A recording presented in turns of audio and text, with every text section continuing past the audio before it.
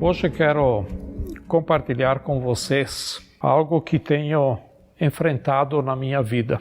E eu creio que muitos de nós está enfrentando ou já enfrentou. E se ninguém passou por isso, eu creio que no futuro certamente vai passar por isso. É algo que eu tenho lutado na minha vida.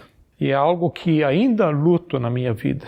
E graças a Deus, com a ajuda de Deus, eu pude obter vitória. Mas ainda Deus está trabalhando isso na minha vida. E eu gostaria, com isso, de poder ajudar a quem está passando por essa circunstância, por essa situação. E para isso eu gostaria de ver um versículo que está no livro de Levítico, no Velho Testamento, capítulo 19, versículo 18, que diz o seguinte: não procurem vingança, nem guardem rancor contra alguém do seu povo, mas ame cada um o seu próximo como a si mesmo. Eu sou o Senhor. Eu vou repetir de novo. Não procurem vingança, nem guarde rancor contra alguém do seu povo, mas ame cada um o seu próximo como a si mesmo. Eu sou o Senhor. Por que esse mandamento de amor ao próximo está ligado com rancor e com vingança? Tem um escritor que diz o seguinte: não guarde rancor e não pratique a vingança, porque o seu próximo é você mesmo. Você e seu próximo são a mesma pessoa. Esse pensador ou esse escritor chamado Martin Buber dá o seguinte exemplo. Ele diz: você e seu próximo é a mesma pessoa. Imagina que você esteja descascando uma maçã, está usando a faca na mão direita, enquanto você descasca a maçã, que a maçã está na mão esquerda, você está segurando, e a sua faca escapa e fere a mão esquerda. A coisa tola que você pode fazer é passar a faca para a mão esquerda ferir a mão direita.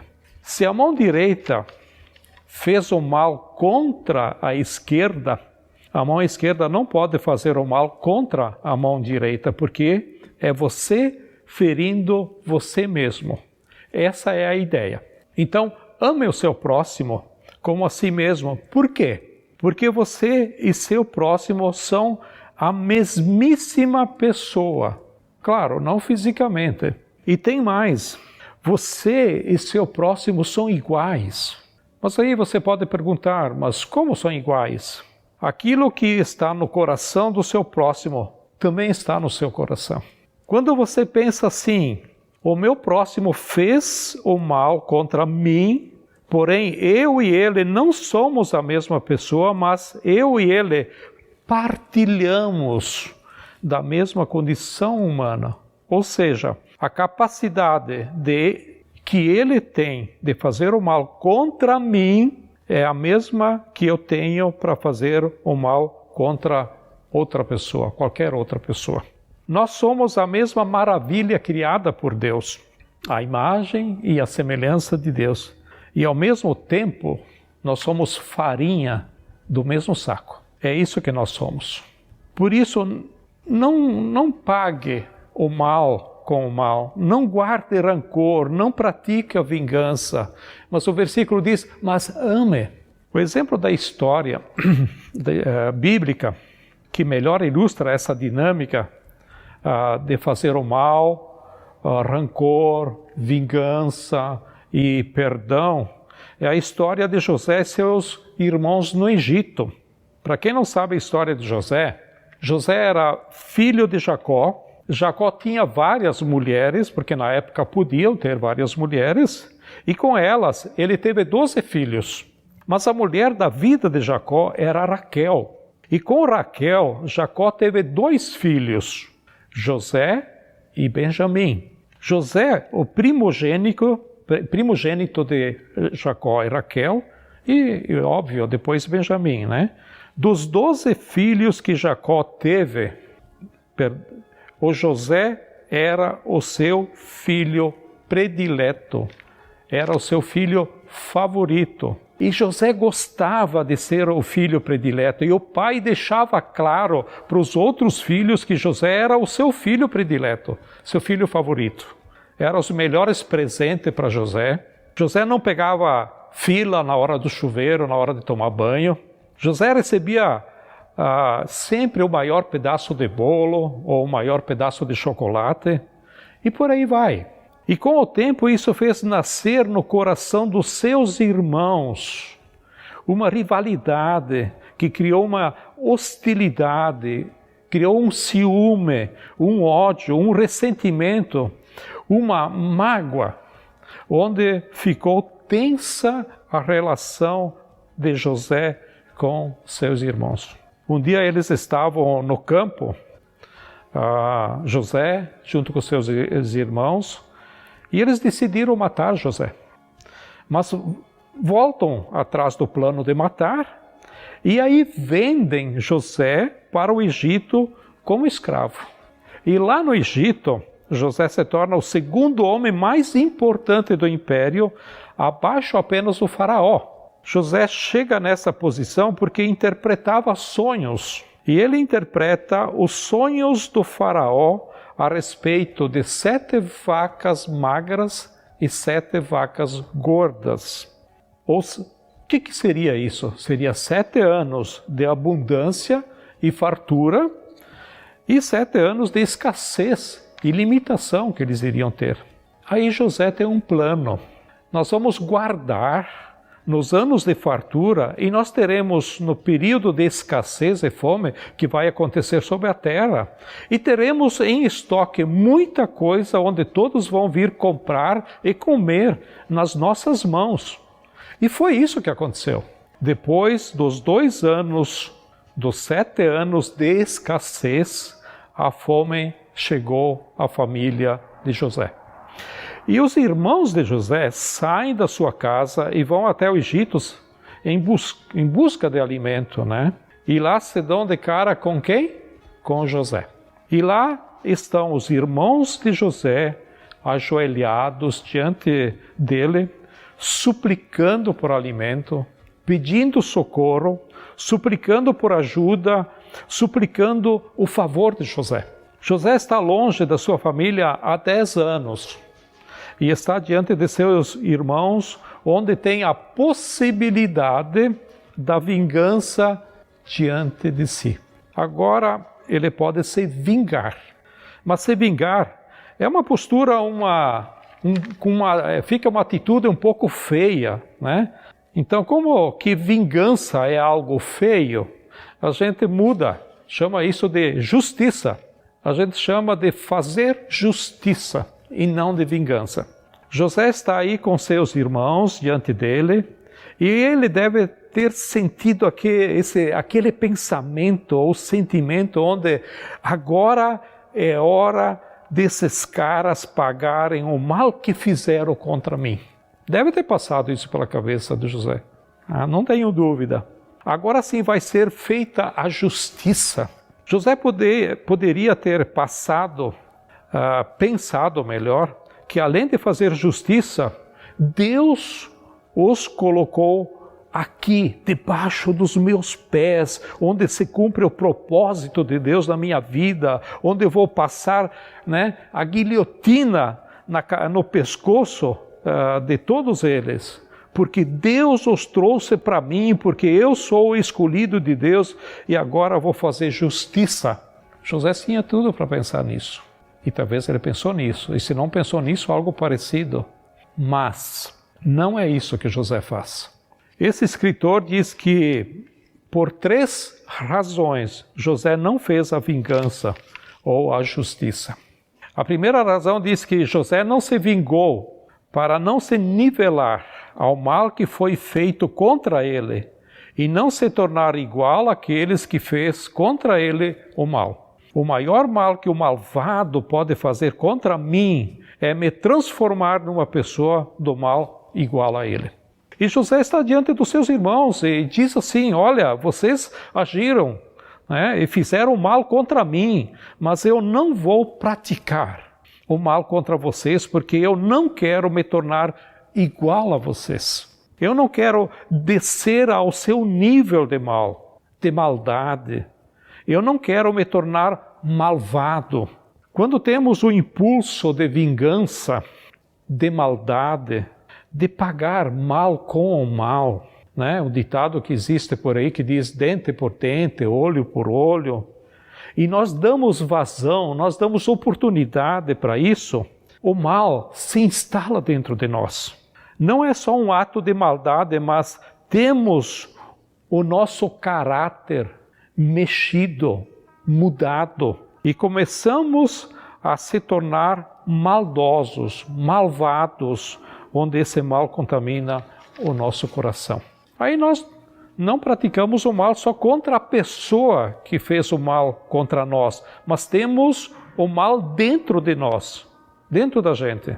O rancor, a raiva, o mal vai dominando no nosso coração e começamos a tratar de maneira maldosa e suspeitar mal de todo mundo. A questão não é só esse malvado, mas agora é o mal que está dentro de mim. Ele já criou raízes, ele já está se transformando.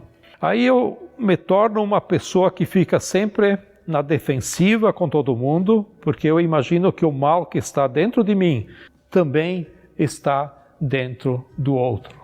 Isso que eu estou querendo fazer com ele, é bem possível que ele quer fazer comigo. É assim que nós pensamos. E assim vai. Quando José diz que não vai pagar o mal com o mal, porque você fez mal a mim, ele está dizendo, eu não vou me tornar malvado. E essa é uma grande razão para a gente não praticar a vingança, não guardar rancor. Tem um segundo ponto, uma segunda razão, entre praticar a vingança e ter uma família. José preferiu ter uma família. Entre a vingança e a família, ele preferiu a família. Entre a vingança e as pessoas, ele preferiu as pessoas. Porque quando pagamos o mal com o mal, quando nos vingamos ou fazemos justiça com as nossas mãos, a gente tem uma falsa sensação de que estamos equilibrando as nossas relações. Só que isso não é verdade. Quando a gente faz o mal contra alguém, por mais justo que achamos que o mal que estamos fazendo é certo, que é justo, na verdade estamos afastando as pessoas para longe de nós. José, se pagasse aos seus irmãos o mal que recebeu com o próprio mal, era empurrar os seus irmãos para longe novamente. E talvez por sempre. Quando a gente se relaciona com as pessoas de maneira maldosa, de maneira malvada, nós vamos empurrando as pessoas aos poucos, né? Andando a passos largos para um lugar muito ruim de se viver, que é chamado solidão. Ficamos sós. Quem se vinga, guarda rancor, quem vive de ressentimento, afasta, expulsa pessoas da sua vida. E o pior é que acaba ficando sozinho entre a vingança e as pessoas, escolha as pessoas. José, entre a vingança e a família, escolheu a família. Entre a vingança e as pessoas, escolheu as pessoas. Tem um exemplo que esse escritor dá, que é muito interessante. Ele diz que as crianças brigam e daí a pouco elas estão brincando de novo. As crianças brigam e 2 minutos depois elas estão brincando de novo. Mas os adultos que começam a brigar por causa da briga dos filhos, eles não brincam nunca mais. As crianças não. Elas brigam e daqui a pouco elas estão brincando de novo. Por que será? É interessante isso. E o escritor diz o seguinte, porque as crianças preferem serem felizes do que ter razão. Tem muita gente que prefere ter razão do que ser feliz. Tem muita gente que prefere a vingança do que ter comunhão. Muitos entre a vingança e as pessoas preferem a vingança. Tem um terceiro ponto que é bem precioso também Porque José não se vingou. José não se vingou porque não queria ser definido pelo mal que foi feito contra ele no passado. Ele queria se libertar, se ver livre dessa dor, desse mal que causou no passado. Porque quando a gente guarda rancor, alimenta o desejo de vingança ou justiça, a gente fica esperando pedido de perdão, pedido de desculpas, de ser ressarcido. E se não dá para sermos ressarcidos, a gente quer que o outro se fere mesmo, que se exploda, que se dane. Enquanto isso, no nosso coração, a gente está numa prisão definitiva pelo mal que aconteceu no passado. Então nós estamos presos e às vezes nós nem se damos por conta. E esse escritor fala que o perdão é um bem que você faz a você mesmo. E a nossa tendência é acharmos que perdoar, quem vai levar vantagem é o outro. Mas olha que riqueza, eu vou repetir de novo, que o perdão é um bem que você faz a você mesmo. Sabe mais? O perdão cura. Não cura a pessoa que fez o mal contra você. Tá? Pode até curar, mas isso é um problema dela com Deus. É uma questão de sentimento dela com Deus, ok? De consciência dela com Deus. Mas o perdão cura você. Porque você abre mão de ser ressarcido, né? De ser ressarcida, de ser restituído, de ser restituída. Onde você para de ficar olhando para a vida da outra pessoa e você se liberta dessa prisão. Perdoar é um ato, um gesto de um único lado, ou seja, eu perdoo você. Eu não fico esperando você vir pedir perdão. Eu perdoo porque estou há 10 anos preso nessa gaiola do mal que você me fez. Então, decidi, vou abrir mão. Foi isso que José fez. Tem um trecho bem interessante, eu quero ler alguns versículos para vocês, que está em Romanos, se você quiser abrir sua Bíblia. No capítulo 12, começa no versículo 17. Talvez esse seria o texto que eu deveria ter usado no começo. Mas ele é associado ao versículo de Levítico que eu li, que diz o seguinte, versículo 17 do capítulo 12. Não retribuam a ninguém mal por mal. Procurem fazer o que é correto aos olhos de todos. Façam todo o possível para viver em paz com todos. Por que o todo o possível para viver em paz com todos? Porque não é possível viver em paz com todos, porque às vezes o todos não querem viver em paz com a gente. E o 19 continua, amados, nunca procure vingar-se, mas deixem com Deus a ira, pois está escrito, minha é a vingança, eu retribuirei, diz o Senhor. Ao contrário, se o seu inimigo tiver fome, dá-lhe de comer. Se tiver sede, dê-lhe de beber. Fazendo isso, você amontoará brasas vivas sobre a cabeça dele. Não se deixem vencer pelo mal, mas vençam o mal com o bem. Paulo é quem fala isso. Paulo ele recomenda isso. Não se vingue, deixe Deus cuidar disso. Deus é o justo juiz. Deixa nas mãos dele. Quando alguém faz o mal contra nós, a verdade da vontade é de socar, dar uns croques, né? Dar uns muros, ter algumas atitudes de descarregar aquilo que está dentro da gente, né? Parece que isso traz alívio, mas não faça isso. Não faça isso. E também não diga a ela o seguinte, fulana ou fulano, sabe aquela dívida que você tem para comigo? Dívida às vezes não é financeira, mas é de ofensa. Então, não é mais comigo, é com Deus que você tem. Agora você vai se ver com Deus. Se você fizer isso, sabe o que parece ser? Uma ameaça. E se isso é verdade que você vai fazer, você acabou de se tornar um malvado, uma malvada. E pior, acabou de usar Deus para fazer o mal que eu quero fazer. Aí temos que lembrar quem é o Deus que promete vingar o mal. Ele é misericordioso, ele é compassivo, muito paciente, onde as suas misericórdias se renovam a cada manhã. Como é o Filho desse Deus?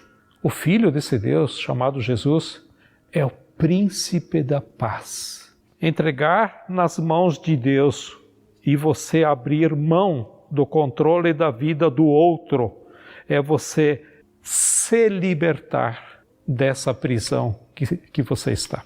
O que define o seu caráter é o bem que você faz hoje e não o mal que você sofreu no passado. Não guarde rancor, não pratique a vingança, entrega para Deus, aprenda a fazer isso. E às vezes a gente pergunta ao perdoar, ao decidir de perdoar o outro, você vai ficar por assim mesmo? A gente tem tentado a pensar isso. Vai ficar por isso mesmo? Deixa nas mãos de Deus. Se eu perdoar os outros, eu vou ter que voltar a ser amigo dele?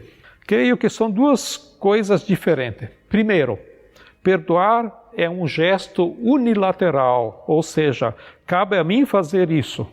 É decisão minha e ponto final. Segundo ponto, a restauração da relação após o meu perdão vai acontecer. Depende de quem foi perdoado, se ele vai desfrutar do perdão que você concedeu. Aí cabe a ele, não cabe a você, você já fez sua parte. Você não tem que ficar esperando o retorno, o pedido de perdão, o pedido de desculpa. Simplesmente você perdoa. Quando você perdoa, abre mão do rancor e joga isso fora, você não está sendo uma pessoa malvada, uma pessoa amargurada, né? Uma pessoa rancorosa com outras pessoas, né? Porque você está deixando nas mãos de Deus. Faça tudo o que puder para ter paz com todo mundo. Claro que depende de todo mundo se quer ter paz contigo, se quer ter paz comigo, mas eu quero estar comprometido em buscar a paz com todo mundo. Isso porque escolho pessoas, conviver com pessoas e não a vingança.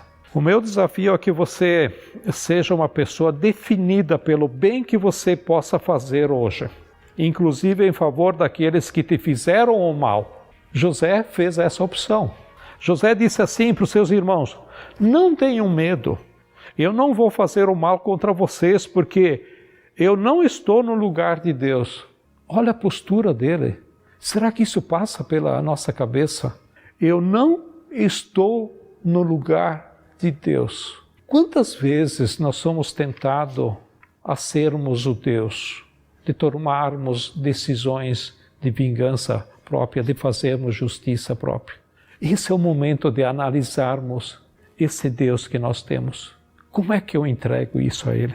Que coisa boa a gente poder descansar, a gente poder respirar, agradecer a Deus porque o mal bateu a mim, mas não venceu e não me fez o malvado. Agradecer a Deus porque o passado não é decisivo no meu destino e na minha identidade. Agradecer a Deus porque hoje eu posso escrever uma outra história, não definida pelo mal que me foi feito, mas pelo bem que eu posso fazer para a glória de Deus e do relacionamento e comunhão de todos. Deus não é malvado. Esse é o nosso caminho. Entre a vingança e as pessoas, Deus sempre escolheu as pessoas. Deus é definido pelo amor que Ele tem por nós, porque Ele nos abençoa, nos ama, e sendo nós ainda essa tal de farinha do mesmo saco, que é o que nós somos. Quantas doenças do corpo são doenças de culpas guardadas? Quanto tempo já dura essa sua dor, esse nó na garganta, esse aperto no peito, quanto tempo dura? Quantas vezes você passou para o outro lado da rua quando você viu alguém que não está muito disposto, que as coisas não estão muito legal, e para não dizer oi, tudo bem, você atravessa a rua e vai para o outro lado. Quantas vezes aconteceu isso? Sim, é possível passar o resto da sua vida achando que está tudo bem com você, mas lá dentro há algo guardado. Sim, é possível passar o resto da sua vida pedindo perdão a Deus pelas coisas que você faz. Mas há algo que é melhor do que isso. É pedir a Deus a cura pelas suas feridas. A cura pelas suas relações afetivas. Ou melhor, pelas suas relações afetadas. Suas relações afetivas afetadas. João escreve em sua carta dizendo que vá bem com o teu corpo, assim como bem vai a tua alma. Terceira carta de João, capítulo 1, versículo 2. Eu vou repetir esse versículo porque eu acho ele maravilhoso. E nós podíamos nos desejar uns aos outros isso, que vá bem com o teu corpo, assim como bem vai a tua alma. Que haja saúde nos seus relacionamentos, nos seus sentimentos, nas suas emoções e nas suas fraquezas também.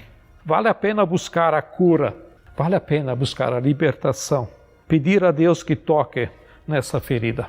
Tiago diz, quando confessamos os nossos pecados, nós somos curados. Quando confessamos uns aos outros e buscamos escolher pessoas, vai pelo caminho do perdão e reconciliação. E que Deus te dê paz, que Deus te abençoe. Vamos orar? Querido Deus, nós queremos te agradecer porque Tu és maravilhoso para conosco. Tu nos libertaste através da obra de Cristo na cruz, dos nossos pecados, das nossas atitudes. E às vezes alguns pecados estão guardados como bichinho de estimação dentro do nosso coração, às vezes rancor, raiva, ira, vingança, e são coisas que às vezes não percebemos. Querido Jesus, obrigado porque isso tem cura. Nos leve a pensar, a rever isso. Como está o meu relacionamento com o meu próximo, com as pessoas a quem tenho me afastado, as pessoas a quem desejo não estar muito por perto, não ter muito contato. Por que meu coração reluta contra isso? Por isso, Jesus nos dá sabedoria a cada um de nós para entender isso e poder chegar no Teu trono e poder pedir cura, Deus, para nos livrar dessa prisão e podermos ter uma vida alegre, feliz e podermos ter comunhão com todos, ó Deus. Nos ajude, ó Pai. Te pedimos isso e te agradecemos em nome de Jesus. Amém?